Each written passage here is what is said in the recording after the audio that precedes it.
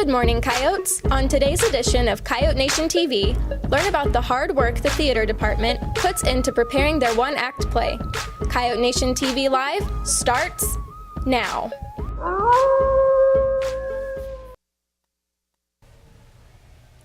Good morning, Coyotes. I'm Ty Matthew Tran. And I'm Madison Breeding. Please stand for the pledges.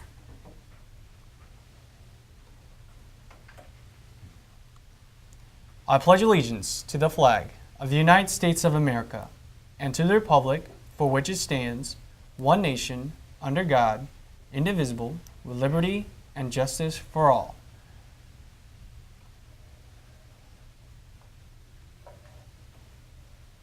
Honor the Texas flag. I pledge allegiance to thee, Texas, one state, under God, one and indivisible. Please be seated for the moment of silence.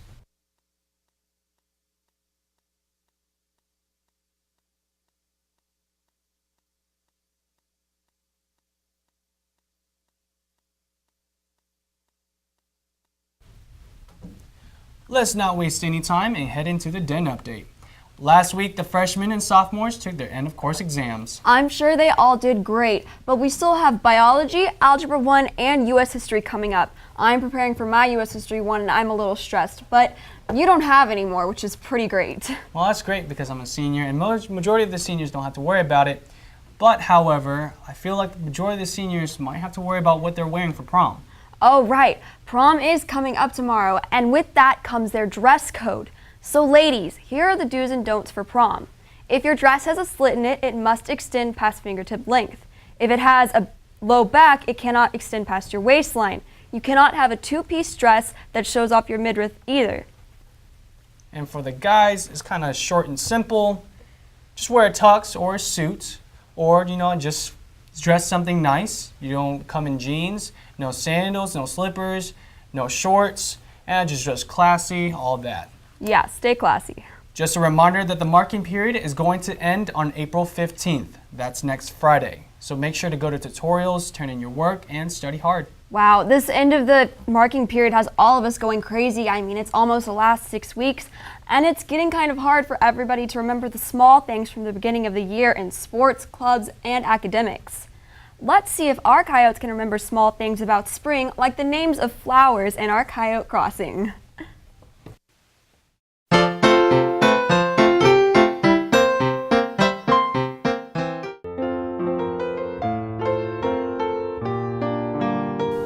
Probably like 5. Can I use Bing? Yahoo. Okay. Cattail? No, that's not a flower. I don't. Sunflower, violet, bluebonnet. Rose, lily, daisy. Roses are red, violets are blue.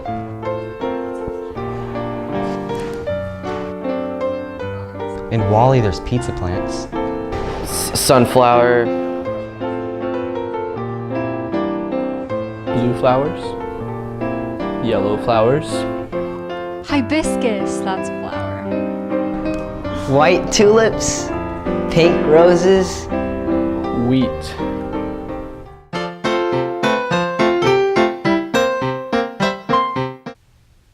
That was pretty funny.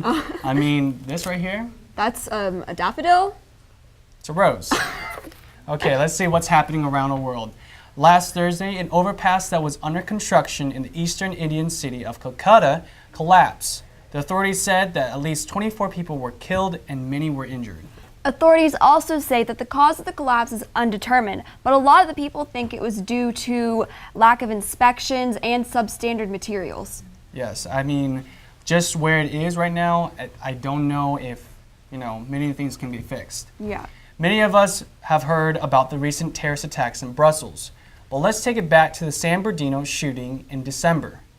For the past few months, Apple and FBI have been arguing on how to retrieve information off of an iPhone that belonged to the shooter, Syed Rizwan Farouk.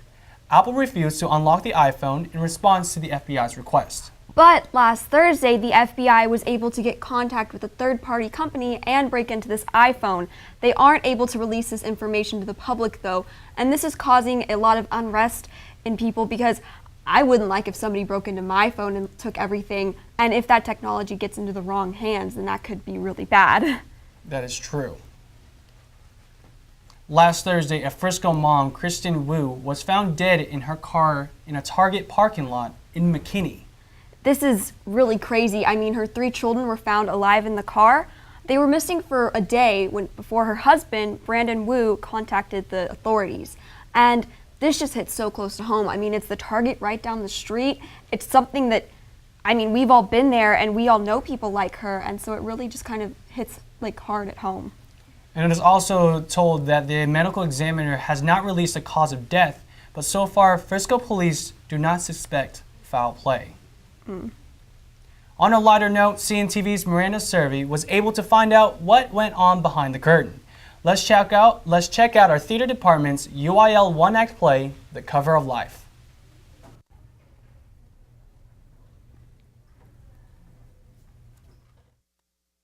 When thinking of UIL competition, many people picture band, orchestra, or athletics. But for students in theater, one-act play is their UIL.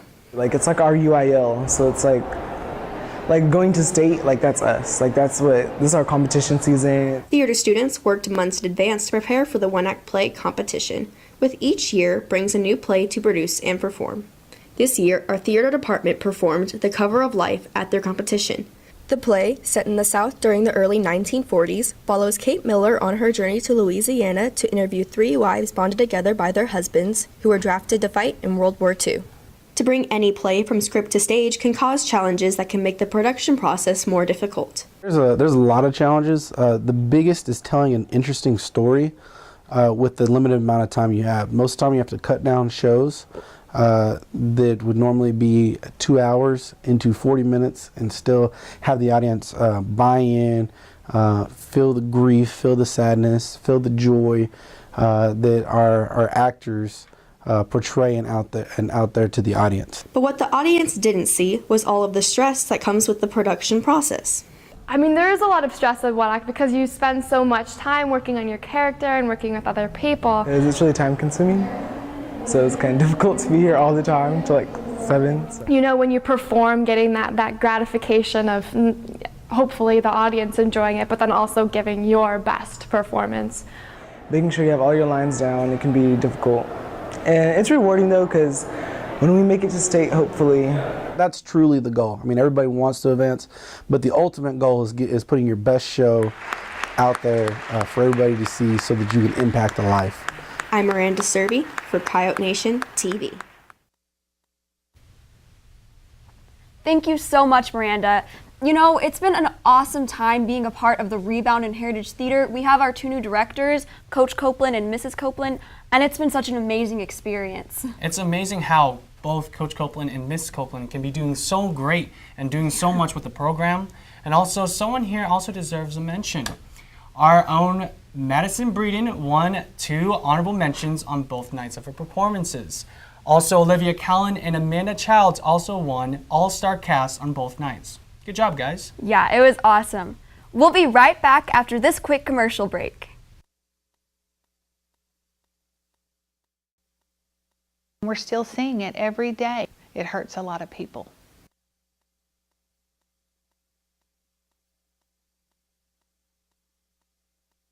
He took me to the bar and he got drunk. What he says now is that he thought there was a car going straight onto us because he couldn't see straight. And he turned, and when he turned into the cotton field. And the car flipped 7 times. I fell out the first flip, and I went through the sunroof. I developed PTSD and was diagnosed with it last year. If I am driving on the road and I see the truck, I'm immediately put back in the situation. It's kind of like a bad dream. You don't know you're dreaming until you wake up from it. And so I have to relive it over and over.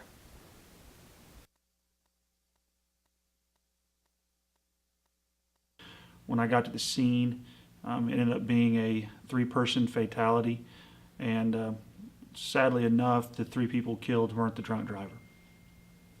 I just asked them to think about how would your family feel, how would they react, and how would they go on without you or, the other family that's affected by drinking and driving. I've seen it destroy families, family bonds, strangers' families. It's not a good decision, and it's terrible to make. You might not think it's a big risk for you, but you don't know what you're doing to other people could potentially do to other people.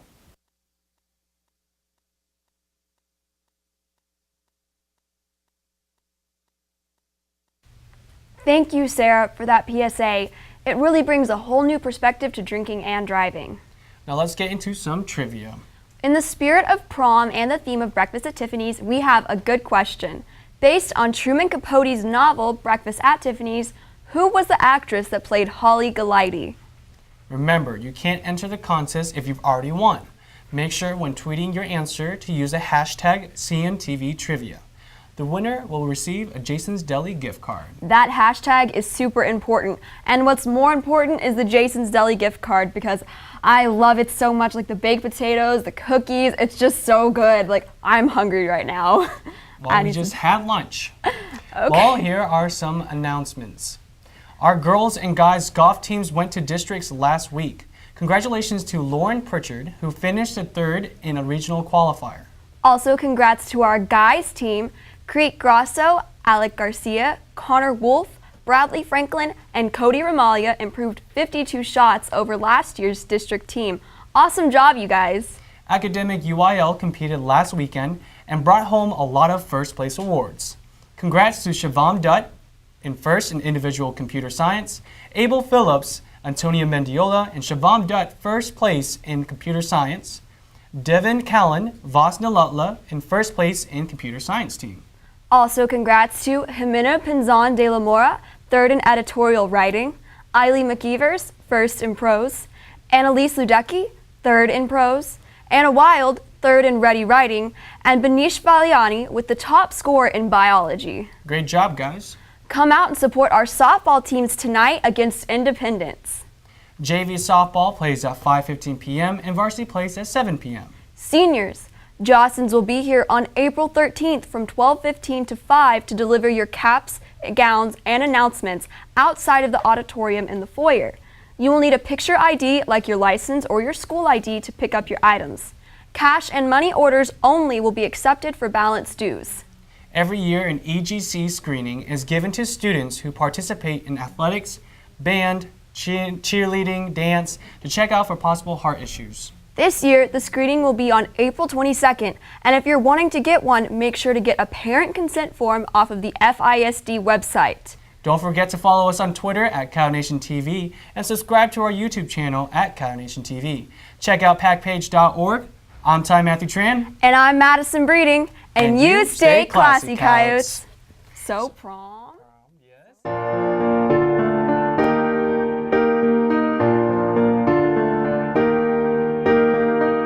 don't want no time on the big screen. I'm okay with me and my ripped jeans and you.